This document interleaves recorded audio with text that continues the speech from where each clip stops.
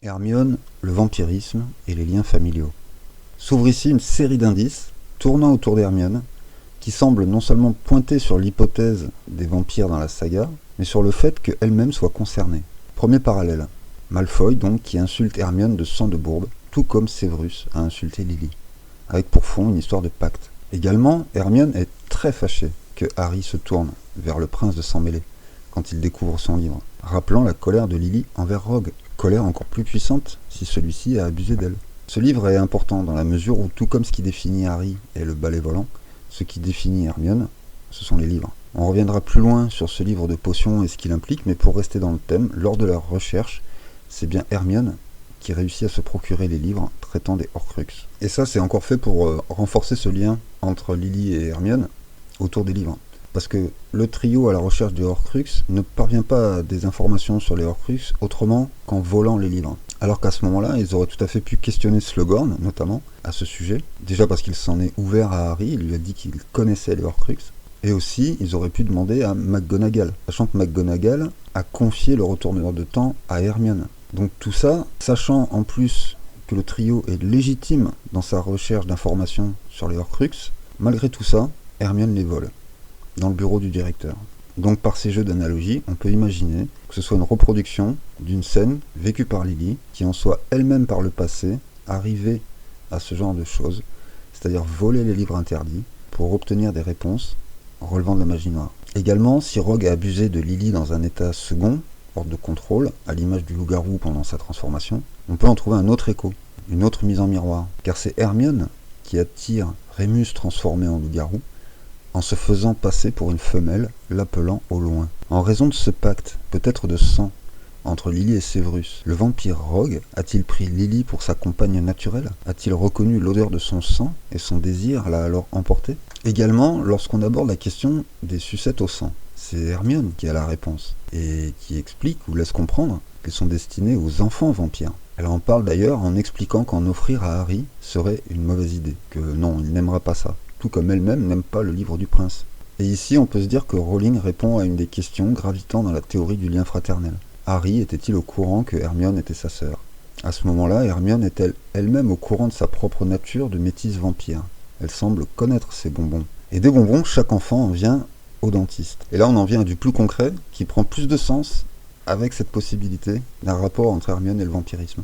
On en vient au fait qu'Hermione ait grandi chez des dentistes, c'est-à-dire des gens à même de détecter très vite toute excroissance anormale, sachant que les crocs du vampire sont le principal signe extérieur de sa nature réelle. Et s'il fallait en rajouter une couche, la toute première description de Hermione nous parle de ses dents anormalement longues.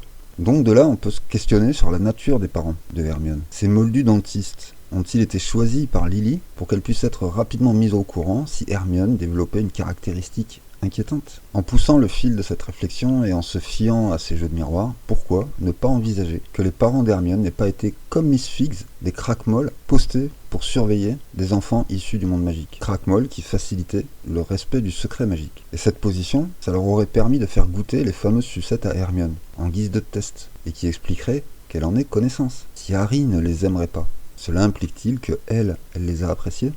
Et en poussant toujours plus loin, si Dumbledore, qui adore les friandises, s'était chargé de cacher la petite Hermione, sans dire où à Lily, car on ne cache que mieux ce que l'on ignore, de la même manière qu'il a placé Harry sous surveillance d'une autre craquemolle, aidée de semi-flaireurs, Miss Figgs. Dans les clins d'œil cachés, il s'avère qu'on ne parle, pour ainsi dire, jamais des parents d'Hermione. Et on rejoint là l'idée d'une absence éloquente, celle de parents cachés, c'est-à-dire Lily et Rogue. Et où retrouve-t-on ce parallèle de cette absence qui en dit long, avec l'attitude de Rogue envers Hermione? Il fait comme si elle n'existait pas, il l'ignore littéralement. Au sens premier, il ignore son existence. Mieux, Hermione partage certaines caractéristiques avec son vampire de père. Comme lui, et dans une certaine mesure comme Lily, elle est solitaire, mal aimée, mal acceptée par les autres, tout l'inverse d'un James, qui lui est au contraire charismatique, ou de dentistes, tellement absents de l'histoire qu'ils en sont transparents, comme des vampires dans un miroir. L'intelligence exceptionnelle d'Hermione est aussi un parallèle entre elle et Rogue, et on peut l'expliquer par son demi-sang de vampire. On voit donc qu'on trouve cette notion d'intelligence liée au diadème de Serdaigle, et en quoi cela semble lié au vampirisme. Mais encore, Quant au comportement d'Hermione, on trouvera un autre jeu de mise en miroir de par son attirance pour Lockhart, qui semble inexplicable, notamment à Ron. Ce qui, de ce point de vue, peut trouver une explication dans un autre sujet lié au vampirisme, la métamorphose. Mais avant d'y venir, pour le moment, une question se pose. Rowling parle-t-elle réellement de vampirisme, malgré toutes ces pistes et indices? Les points qui tendent à prouver que Rowling nous parle bien du vampirisme. Jusque-là, tout semble partir d'une simple hypothèse tournant autour de Rogue. Et on a vu que de cette simple hypothèse, ça soulève un immense champ de possibilités. Mais le thème des vampires n'étant pas directement traité dans la saga, on a vu qu'il fallait se référer à des sources extérieures, particulièrement pour aborder les thèmes centraux concernant le mythe du vampire. L'immortalité, les limites bien-mal, etc. C'est si on persiste dans cette logique qu'on tombe alors sur des éléments troublants, périphériques à la saga Harry Potter, qui semblent bel et bien reportés dans la saga, un peu comme une énorme flèche rouge indiquant la direction à suivre. Au début du début, une question se pose. Pourquoi l'Albanie? Alors pour resituer vis-à-vis de l'histoire de la saga, on rappelle ceci. Helena, la fille d'une des fondatrices de Poudlard, Rowena Serdaigle, vole à sa mère un diadème censé rendre plus intelligent, et s'enfuit en Albanie. Là-bas, elle cache le diadème dans un arbre. Puis elle est retrouvée par le baron, amoureux et perdu, rejeté par Helena, qu'il tue de désespoir avant de se suicider. Nous avons là les éléments de base de la théorie sur les liens Lily-Severus. L'un des deux tue l'autre par amour, un amour impossible, et cet acte condamne le meurtrier également. Suite à quoi, le baron, devenu fantôme, porte une chaîne, et sur son vêtement apparaissent les taches de sang d'Helena, des taches au reflet d'argent. L'allégorie est d'autant plus forte que le baron tue Helena d'un coup en plein cœur, qui est le point vital à viser chez un vampire. Et là on pense alors à Nick quasi sans tête, car la façon définitive pour éliminer un vampire reste avec le feu, la décapitation. Et Nick quasi sans tête lui-même est mort un 31 octobre. Et là on a un autre point intéressant à voir, c'est que si l'hypothèse sur la conception de Harry est bonne, lorsque Nick fête son 500e anniversaire de mort, il invite Harry. Mais du coup Harry célèbre en réalité l'anniversaire de sa conception. Donc dans cette scène de l'anniversaire de Nick, on a cette complémentarité, on est plutôt habitué à célébrer une naissance avec un anniversaire, mais Nick lui fête son anniversaire de mort, et il invite Harry, qui lui a été conçu. On a donc ce lien entre la mort et la renaissance. Et Nick encore sera lié à toute l'histoire, plus tard, en étant pétrifié par le basilic. Et on verra que cette analogie entre la pétrification et la tête coupée de Nick fait sens, dans la mesure où il est fort probable que cette capacité de pétrification du basilic soit tout particulièrement redouté des vampires. Pour continuer dans les analogies, et là pour le coup on revient sur Hermione, Nick quasi sans tête, il est lié à une histoire de dents anormale qu'il a tenté de corriger, comme Hermione le fera elle-même. Et en effet, Nick a été condamné pour avoir fait pousser des défenses d'éléphants à quelqu'un. Autrement dit, des crocs géants. Parmi d'autres éléments notables, le fait que Nick se plaigne en regrettant le temps où il était capable de s'alimenter. Nous reste enfin le moine gras, le fantôme de Poufsouffle, qui lui faisait apparaître des lapins. Encore une histoire de dents très longue, et dont on verra avec Lockhart que ça peut être aussi amalgamé au mythe caché du vampire dans la saga. Le point intéressant est que le moine gras guérissait de la variole, c'est-à-dire une épidémie. Alors on peut se demander si c'est un pointeur vers une comparaison avec le vampirisme. Mais si on revient au baron, il accepte de venir chercher Helena parce que Rowena est en train de mourir. Mais bizarrement, c'est de chagrin qu'elle dépérit. Et on verra à quel point les sentiments sont vitaux pour les vampires. Donc il y a plusieurs points qui tendraient en direction de l'idée que les deux femmes Serdaigle soient des vampires. Et que donc les vampires puissent bel et bien avoir des enfants, s'agissant d'une mère et d'une fille, si les sucettes n'étaient pas suffisamment convaincantes. Autre hypothèse, si on fait un parallèle entre l'intelligence des vampires et le diadème de Rowena Serdaigle, Helena était-elle à l'image des Crackmolls, dénuée de pouvoir vampirique, et désireuse d'y remédier en volant le diadème. On va s'intéresser ensuite à l'Albanie proprement dite. Voyons si tout ce type de raisonnement par analogie tient la route. Que vient faire une Serdaigle potentiellement vampire dans ce pays? Directement, on a un point commun hyper marquant, c'est que le surnom de l'Albanie, c'est le pays de l'aigle. Et ce nom provient d'une légende qui met en scène un chasseur à l'arc qui a sauvé un aiglon de la morsure d'un serpent.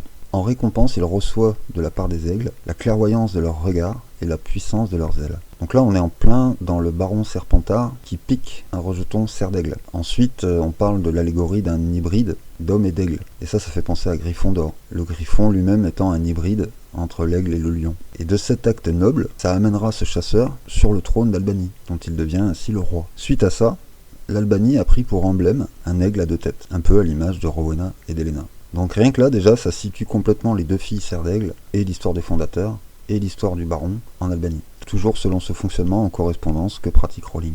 Bon, on va se dire, soit. Mais et les vampires dans tout ça? Et puis pourquoi Voldemort se réfugie-t-il en Albanie? Alors déjà, sur Voldemort, un petit détail peut attirer l'attention. À proximité de la capitale se trouve une ville, la ville de Golem.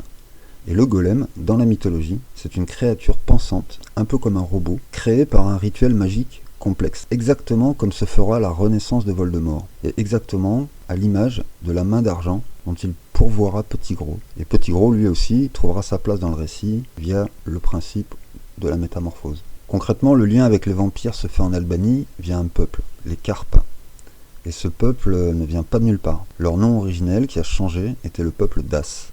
Et non seulement les Carpes ont laissé leur nom à la chaîne montagneuse des Carpates, qui s'étend sur 8 pays, dont la Roumanie, et qui correspondait à leur territoire avant de venir en Albanie. Mais également, les plus vieilles histoires concernant les vampires remontent aux Daces eux-mêmes. Donc voici le premier fil conducteur qui nous conduit via les Carpates à une région bien particulière, la Transylvanie, lieu où vécut un seigneur sanguinaire, Vlad Tepes, dont le grand-père s'appelait Vlad Dracul. Et Vlad Tepes, il est à l'origine non pas du baron, mais du comte Dracula, le célèbre roman de Bram Stoker qui a majoritairement formulé les bases modernes du mythe du vampire. Et donc, on est en plein cœur de l'affaire reliant l'Albanie aux vampires et à la saga de Rowling. Alors sachant qu'il est sain de douter, on va chercher encore un peu pour se convaincre. Voilà un autre conte dans le folklore albanais, celui de 3 sœurs qui sont en conflit à cause de la beauté de l'une d'elles. Les 2 autres décident de la tuer. D'abord, elle lui offre un collier maudit. Elle le met à son cou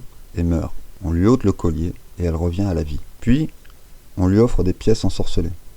Elle en meurt une seconde fois. On lui ôte les pièces et elle revient à la vie. Puis, on lui offre une bague ensorcelée. Elle la passe au doigt et en meurt une 3e fois. Elle est ensuite mise dans un cercueil, mais un prince passe par là, ouvre le cercueil et emmène la jeune fille. Cependant, elle est dans un état de mort magique, l'apparence de la mort. Avec le temps, sa main se racornit, noircit, et la bague finit par lui tomber du doigt, et ainsi elle revient à la vie.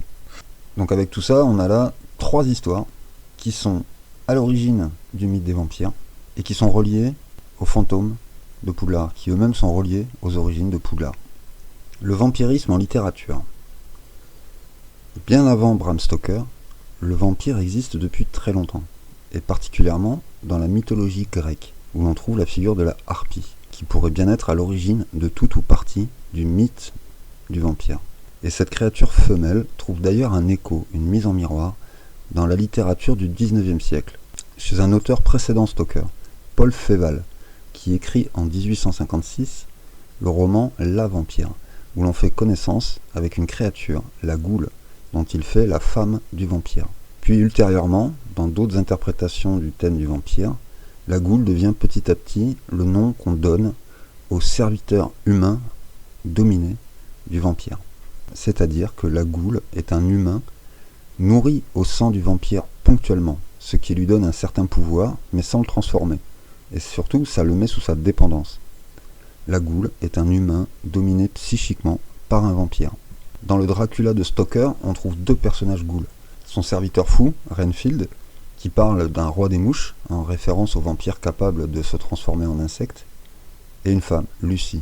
Lucy, elle, a une destinée toute particulière, et quant à Renfield, il finit interné en hôpital psychiatrique. D'ailleurs, dans l'adaptation au cinéma que fait Coppola du Dracula de Stoker, on notera que les internés de cet hôpital ont un pyjama très particulier. Par ailleurs, Ron et Hermione ont donc un fils, Hugo, et Rowling a laissé entendre que c'était en référence à un auteur qu'elle aimait beaucoup, Victor Hugo. Et Victor Hugo, lui, bien avant Stoker, écrivit sur Vlad Tepes l'Empaleur, en 1859. Et il s'est inscrit ainsi dans les sources probables qu'a pu utiliser Stoker pour son propre roman, car ce sanglant slave a inspiré le personnage de Dracula. Si on suit cette logique de comparaison entre le folklore albanais et l'écriture de la saga, que nous apprend le procédé appliqué à Bram Stoker? Il a beaucoup écrit, et la liste de ses histoires porte des titres éloquents. Alors n'ayant pas lu l'œuvre, il semble après coup évident qu'il doit y avoir des références cachées un peu plus dans le détail. Mais seuls les titres sont déjà éclairants sur la façon de faire de Rowling, par référence. Ces références servant ici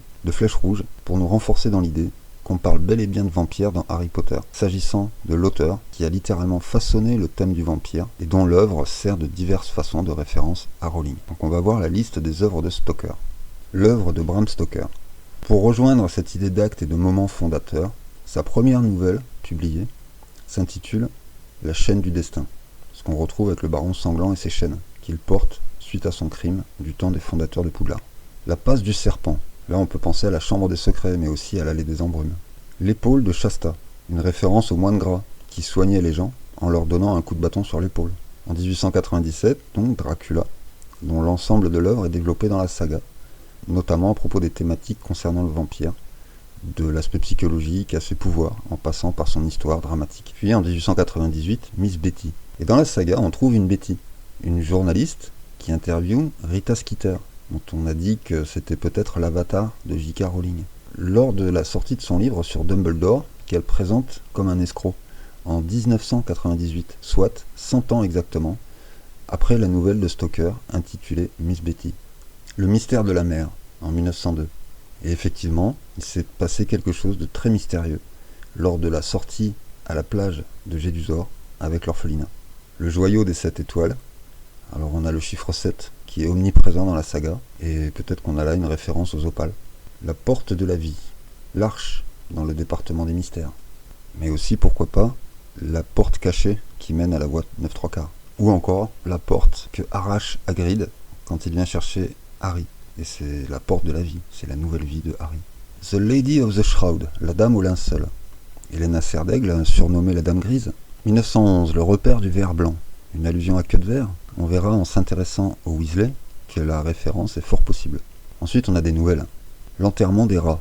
Et là, on pense à la réunion des mange-morts au cimetière, où Voldemort règle ses comptes. Une prophétie de bohémienne. Sibylle Trelawney et la prophétie de l'élu. Les sables de Crooken. Le secret de l'or qui croît et la coupe de cristal. Donc là, on a un assemblage à plusieurs niveaux. On pense à la coupe de feu, mais également à la coupe d'Helga Poufsouffle, sachant qu'elle est protégée dans une salle par 2 sortilèges. Celui de la croissance exponentielle de l'or et un sortilège de feu qui brûle les intrus, sachant qu'on obtient le cristal en chauffant le sable. Au-delà du crépuscule, alors là on parle peut-être de la tante Marge qui disparaît au loin. Et enfin, The Rose Prince, le prince à la rose, mais qui peut aussi donner la rose du prince, comme le nom de la fille d'Hermione. Ce serait donc la petite fille de Rogue, le géant invisible. Là on a l'aventure d'Hagrid, à la recherche de sa mère, absente, qui se cache, et qui en tant que géante est invisible aux moldus. The Shadow Builder, le constructeur d'ombres, la construction des ombres. Est-ce que c'est un rapport direct au vampirisme, à Azkaban et aux détraqueurs? How Seven Went Mad, quand le 7 devient fou. Et on a encore cette omniprésence du 7 dans la saga. Le chiffre est devenu fou en quelque sorte, à l'image aussi de Mundungus Fletcher qui s'enfuit lors du transfert des 7 Harry. Lies and Lilies, mensonges et liliacées, les mensonges de Lily. Le château du roi, Poudlard, le château du roi albanais, ou Ron Weasley qui gagne au Quidditch. L'enfant merveilleux, Harry, l'enfant qui a survécu. Une nuit dans la tempête, et l'histoire d'une tournée théâtrale. Et là, on est dans la fuite des Dursley, tout ce cirque de Vernon en voiture, et leur nuit ensuite sur un rocher en pleine mer. Une leçon sur les animaux. On a Hagrid qui devient professeur, puis plus tard les animaux fantastiques. Mais également, on a la compréhension par Hermione du message de Rogue sur la vraie nature de Remus. Les sirènes sveltes, pourquoi pas les sirènes slaves, des sirènes de type vampire. Et là, on arrive au tournoi des sorciers avec l'épreuve dans le lac. Mais aussi, pourquoi pas les Vélanes, qui, comme les sirènes, ensorcellent leur auditoire. Un nouveau départ dans l'art, la nouvelle guerre des sorciers. La sorcellerie est souvent désignée comme un art occulte. Dans la peur de la mort, le professeur Quirrell qui s'attend en permanence à voir surgir un vampire, ou encore Sir Nicolas, le Griffon d'or, qui a préféré devenir fantôme par peur de la mort. Un député adjoint, Percy, ancien préfet devenu adjoint du ministre de la magie. Un coin chez les nains. Un nain dans le coin, Dobby qui se tient en retrait, mais puis ensuite les cuisines de Poudlard, ou Gripsec qui subtilise l'épée de Gryffondor dans la chambre forte. Une étoile criminelle, le diadème et son opale, une affaire de meurtre. Ou Gilderoy Lockhart, devenu célèbre en commettant une immense arnaque, bien encore Dumbledore et la mort de sa sœur. Un piège à étoiles, la tour d'astronomie où se fait piéger Dumbledore, mais aussi la chambre des secrets, où Lockhart est démasqué. Et encore Firenze, le centaure, dont le peuple ne fait rien sans consulter le ciel, piégé par ses positions pro-humains et qui devient professeur. Les effets de la lune, les loups-garous et par extension les vampires. L'invité de Dracula. On a Horace Slughorn qui invite le vampire Sanguini à sa fête. Mais surtout, Sanguini vient accompagné d'un auteur qui a écrit un livre où il a été invité par des vampires. La maison du juge. On a la demeure de Barty Croupton Senior, mais aussi la maison squattée par Slughorn qui se pose en juge de qui est digne ou pas de son club. La Squaw, le nom de la femme indienne. Et en jouant sur le mot, est-ce qu'on en arrive aux sœurs Patil? Par extension, le nom de la femme vampire, la harpie, voire la goule, ferait d'elle des sœurs. Un rêve de main rouge. C'est Harry qui se voit en train de tuer Arthur Weasley.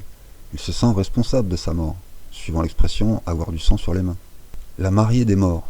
On verra les allusions qui peuvent être faites entre le conte des trois frères, Rogue, James et Sirius, vis-à-vis de Lily et ses mensonges. Trésors enfouis. Gringotts, les Horcruxes, la richesse des Potter, le destin mortel du deux fois né. Un lien direct avec Harry et sa résurrection, mais aussi avec la deuxième naissance des vampires, une fois l'enfance terminée. Les contes de minuit, le livre de Biddle le Barde, la palissade rouge, cette référence à Pétunia qui guette le voisinage en permanence, le voyant, Dumbledore, celui qui a vu loin, ou Voldemort qui lit les pensées. Ensuite on trouve des essais. Un aperçu de l'Amérique, est-ce que c'est le départ de Dragono pour New York? Et un poster célèbre. On pense à Lockhart, mais aussi à Rogue, qui est devenu célèbre par son double jeu. Ou encore au livre de Rita Skeeter sur Dumbledore. Voilà, c'était un peu long, mais cette approche complète est utile afin d'écarter l'idée de hasard. Alors, outre que certains titres ne m'évoquent rien directement, si on observe le récit du livre Dracula à proprement parler, on va encore trouver d'autres références. Pour ma part, me voici convaincu par cette recherche de références placée en guise de jeu de piste pour débusquer une histoire de vampire cachée au sein de la saga. Et si vous-même ne l'êtes toujours pas, eh bien je vous conseille de quitter la vidéo, car vous n'êtes pas, mais alors vraiment pas, prêt pour tout ce qui va suivre.